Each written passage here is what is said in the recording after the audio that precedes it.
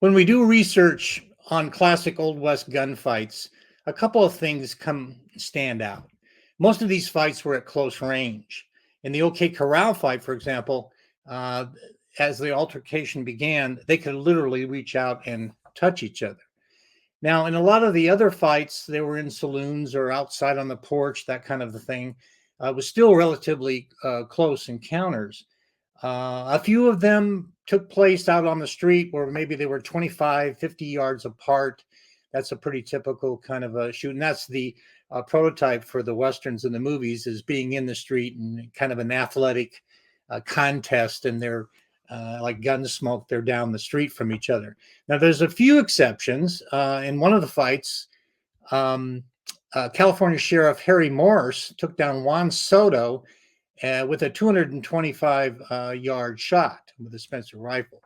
And there's another case where legendary Oklahoma lawman Bass Reeves took down an outlaw at 500 yards. That's quite a shot.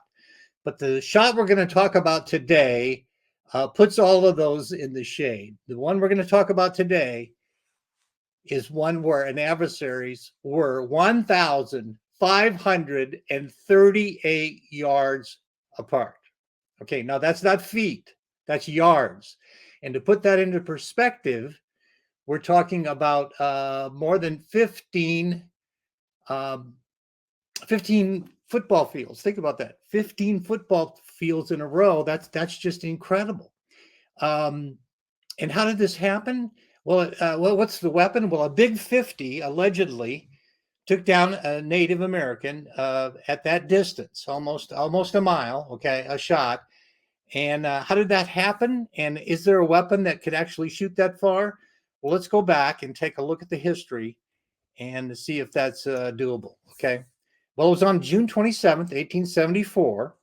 There were 28 men and one woman, and they were holed up in a settlement called Adobe Walls, which is in the Panhandle of Texas. And there were a lot of buffalo hunters out there.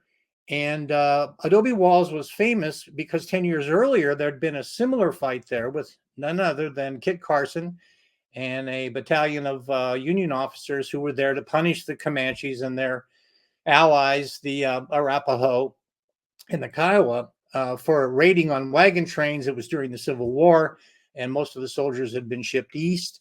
And so the Comanche were enforcing their, hey, this is our property, this is our hunting grounds, and there's no trespassing, okay? And they really felt like, well, how many people do we have to kill before you get the message we don't want you here, okay? So now it's 10 years later, it's 1874, and there's this group of buffalo hunters who have taken over this settlement. It was basically just 2 or 3 buildings, crumbling adobe, part of a stable. In fact, one of the youngest men there was a scout, a 20-year-old guy from Quebec, whose name was Bat Masterson. Yes, that Bat Masterson. So these guys were there, and the Comanche got word of it, and they were led by Quanah Parker. And he had, there was a medicine man who several months earlier had gotten involved and had been going around to the tribes and telling about how he was impervious to white man's bullets, okay? And his name, I'm not making this up, his name is Isitai, okay? And Isitai translates to wolf's vulva or coyote vagina. I'm telling you, you can't make this stuff up. That's what his name was. And how'd you like to be in council and saying, hey, coyote vagina, do you think that we really need to paint ourselves yellow? And of course, he painted his horse yellow, and quite a few of the braves that were fought that day had also painted themselves yellow to be impervious to the white man bullets. Their plan was to attack at dawn and take them by surprise. It didn't work out quite that way because the settlement was alive that early morning because they were working on a lodge pole, a ridge pole that had come down, and they were working on it, and they were all outside, and so they saw the attack coming. Now, they were armed with small arms. They had pistols and repeating rifles on them nearby, and they were able to repulse the first wave of attack. There was about 300, we believe now, The reports have varied between 1,200, 1,500, that kind of thing. But we think now that there was about 300, still 300 to 28. The only damage that the Indians were able to do is that there were two men asleep in a wagon, and they killed them. And so the settlers got inside, barred all the doors, and got ready for a fight, and were shooting out the cracks in the walls. Quanah Parker and a few other warriors got close enough to bang their rifles on the doors and try to get through the windows, but they were all closed up, and they couldn't get in, and so they had to retreat. Once they started to retreat, they were very angry, and they killed all the animals. In fact, the Shadler brothers lost 28 horses and oxen that were killed right in the immediate vicinity of the place. Well, as soon as the guys, the defenders, got inside, they pulled out their long rifles.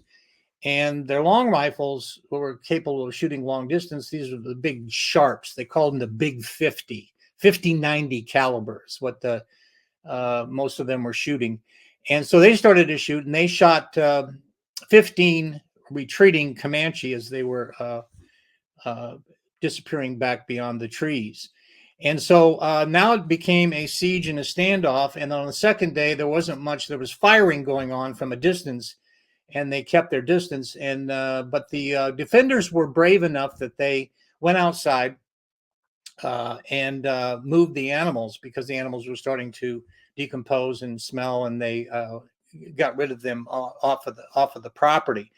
Nothing much really happened. Two other hunters came in during the night, so now their numbers were at about 30. And word was sent. One of the hunters volunteered to ride to Dodge City to get reinforcements, and so he took off.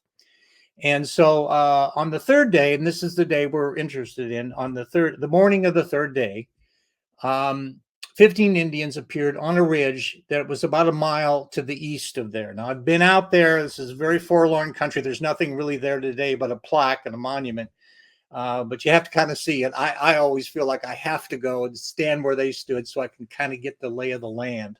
And by the way, about 15 years ago, Wild West History Association restaged the shot, and they put two riders up on the actual ridge. And we have a photograph of that to show you what that would look like at about a mile away. That's the actual ridge that they were on, the 15 Indians who were discussing what to do next, basically.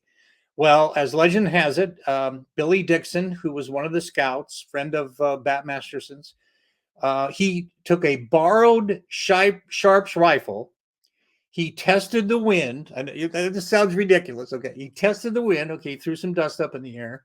He established the rear sights on that Sharps rifle. And it was about a 30-degree angle that he had to go on. And he fired. 4 seconds later, an Indian on that ridge fell off his horse, dead. Okay. Now there's variations on this. One is that Phil Spangenberger claims that he fired 3 times. The first shot was short, so then he elevated the barrel and the third shot is the one that actually connected. But legend says it was one shot. 4 seconds later, the Indian fell dead. Now that's, as I said, that's 1,538 yards, not feet, yards. Okay, a mile shot almost. Now the reason we know this is that the fight, the shot took the fight out of the Indians. They left, and more reinforcements came in. Later, the Army Corps of Engineers measured the shot actually, and that's how we get the actual number. Okay. Well, this became known as the shot heard around the world, or certainly around every campfire in the West. And immediately there were people who said, "Oh, that is ridiculous." So some guy threw some dust in the air, pointed his rifle up higher than he knew it had to go, and he picked off an Indian at a mile away. So there was a lot of people who didn't believe it. Okay. Well, now fast forward in 1992, and this is according to our gun editor, Mr. Phil Spangenberger, who is the top dog. He is the guy who knows all this stuff, and who I talked to just before we were going to do this. And in 1992, the Shiloh Sharps Company went to Yuma, Arizona proving grounds where they just had some declassified equipment to measure distance for ammunition. And so they set up on the stock a Sharps rifle, and they just arbitrarily put it at about 30 degrees. And the first shot measured 2 miles. So it carried 2 miles. That's just crazy, crazy. And so they backed it down. They went to the actual 4.5 degrees that Billy Dixon claimed that he used, and it matched almost to the letter the actual shot that Billy took. Now, Billy Dixon always claimed it was a scratch shot, and scratch is parlance for lucky. He said it was a lucky shot, and it probably was a lucky shot. But in the end, you have to appreciate. You know what the Indians called that rifle? They call that rifle the gun that shoots today and kills tomorrow. Now that's just fantastic. So did it really happen? I think it did. I think it was a long shot, but now you know the longest shot in the history of the West. Hey, if you like this video and want to see more of that, comment down below. It really helps, okay? And be sure to hit the subscribe button down below and click on the bell next to it. You know, for Bob Bell, click on the bell, okay?